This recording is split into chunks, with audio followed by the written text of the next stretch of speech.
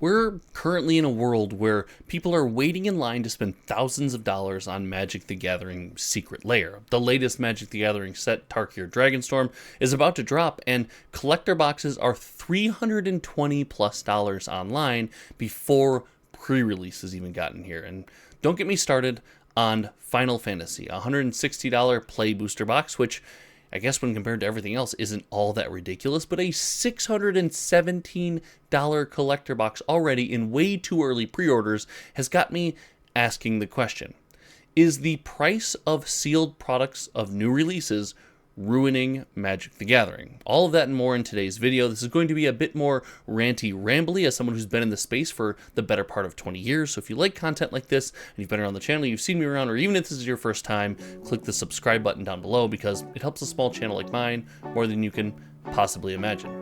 All right, let's get into it. Big shout out to everyone who clicked on this video, click the like button down below, and again to all the channel members that help support the channel and cardboardfinance.com. It makes it so I don't have to pay the bills out of my pocket solely. So if you want to support, click the channel membership button down below. It's $5 a month, get you access to a bunch of stuff, exclusive content, and a bunch more. But I don't want to spend much time on that today. I do want to talk about the price of Magic the Gathering. And I want to start with the expensive, premium, crazy things. Now, I will say this. I have been on the record as saying I don't mind an expensive collector booster box. And hold off, don't just rage in the comment section right now. I can see you down there. The reason that I don't mind an expensive collector booster box is, well, because it doesn't hinder any of us from playing the game. Does it hinder us from maybe getting some of the pretty beautiful things that we want to put in our hands? Sure. But it doesn't stop us from playing the game, as everything available in the collector booster box is available somewhere else in a set release and cheaper. And for that reason, it doesn't hurt Magic where it's the most magical, and that is when it comes to sitting down and playing with friends. But I will say there is a caveat to this. I don't believe products should come out and be so hyper limited for popular Magic the Gathering releases that they go to the moon right away and just 3, 4, 5x in price before they ever have a chance to hit the hands of the fan base. I think there is a delicate balance that must exist. I think collector booster boxes should be collectible, but you have to toe the line, in my opinion, to being collectible and at least available upon the set's release. I've often talked about layers of collectability, where some things are so high and unachievable, thinking vintage Magic, Black Lotus, some Power 9 and things like that, that I personally will never get my hands on, but I can still collect Magic because that's not the only way to collect Magic. There are things lower tiered and things that you can collect. And for this reason, I don't want to see collector boxes become so unreachable that we get a sports card scenario where, yeah, play booster boxes are available, commander decks are on the shelf, but collector booster boxes, you better put in your pre-order way ahead of time, and you better have $1,500 in your pocket to get even one. Something like that, I think, is a future that I don't want to get into.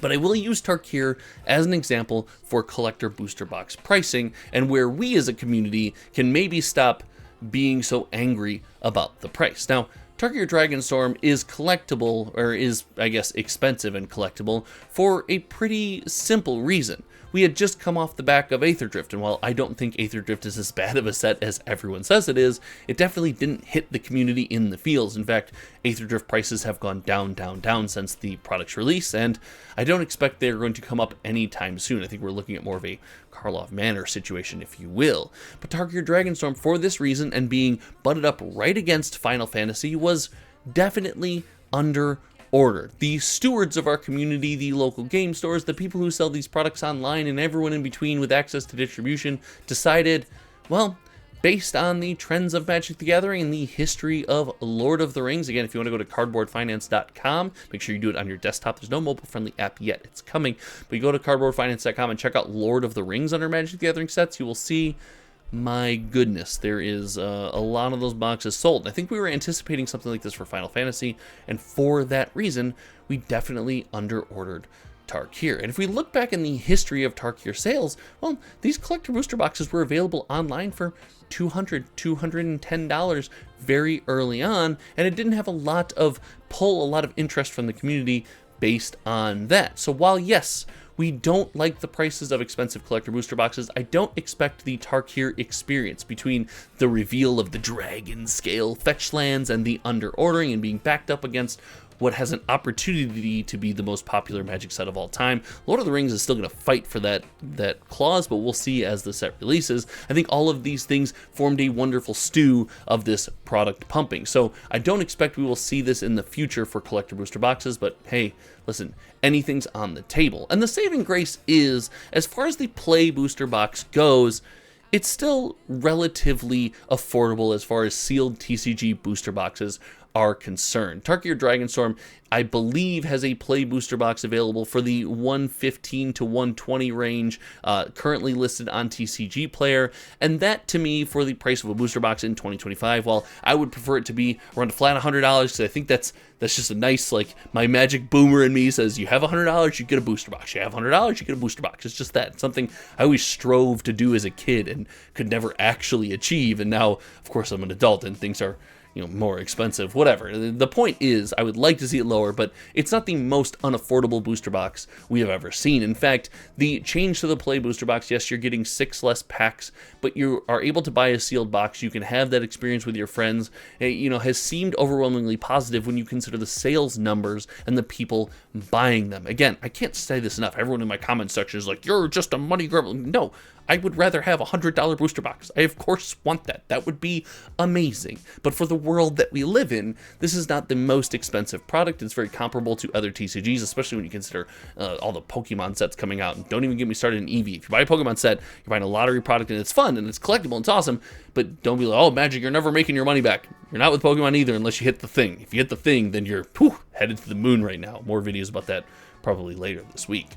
But I like the play booster box being affordable, and as far as the price of Magic ruining things, I don't think the play booster box has, you know, ramped up to a level of regular Magic sets, have ramped up to a level of, you know, something that we can't achieve and something that is so insane. And I think that kind of carries over. This is going to be a tinfoil hat take, so make sure you stick around and let me know what you think of this one in the comment section below. I think that kind of carries over to Universes Beyond Final Fantasy, because look, Universes Beyond Final Fantasy, the play booster box right now is online on TCG Player for $160.87, and that is expensive. That's clearly significantly more.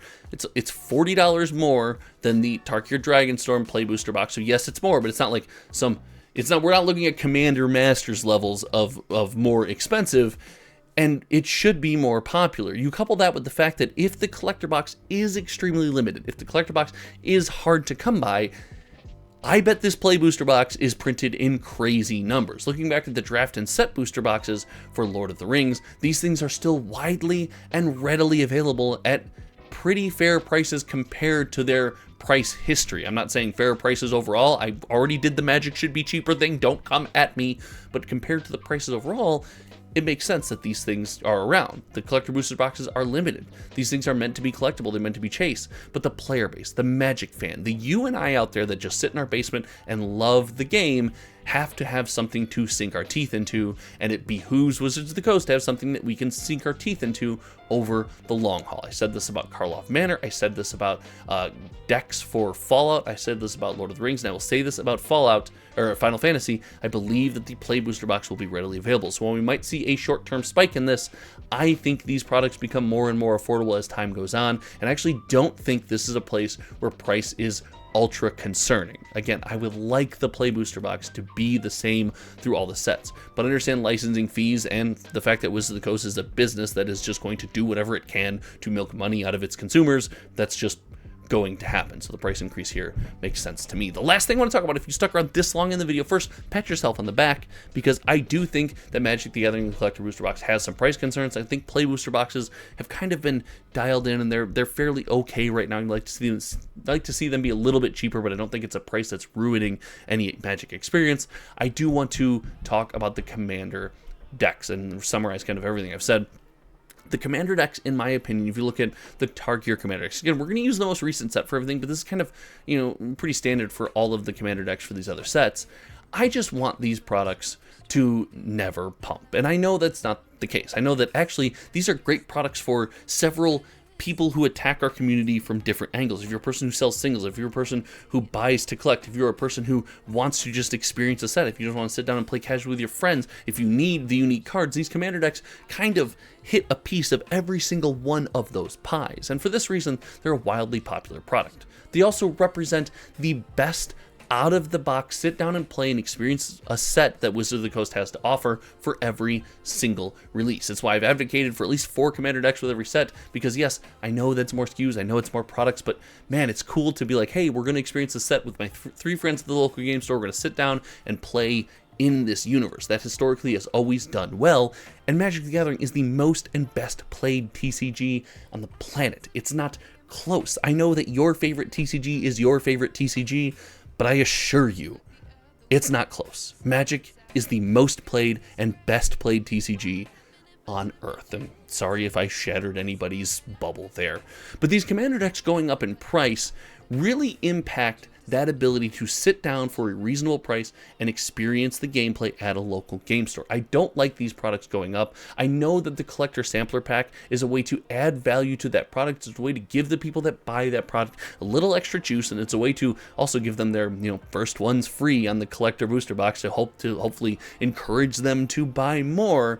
But I would like to see these products be at a more affordable price for a longer time. Listen, they don't shine in the avenue of collectability. I know that these are all good things to have, but that's not what the product is for. The product is for sitting down and playing the game with your friends, with the LGS, with people who like Slime and Cardboard as much as you do, and would like to find some way to make these products cheaper. Maybe it's removing the sampler pack, but listen, I don't love that. I love giving players a little pack to open, a little juice. I love that, like, you get this deck and there's something maybe different. Maybe you can slot it in your deck right away. Like, things like that are cool. And the increase in price in these products is concerning to me, and outside of the collector booster box, it's probably the most concerning, because the collector booster box doesn't affect the sit-down playability of the game, but the increased cost of these commander decks, the availability of the commander cards, and the desire for the community to have a place to experience every single release, whether you like Magic's release cycle or don't, whether this product is for you or it's not for you.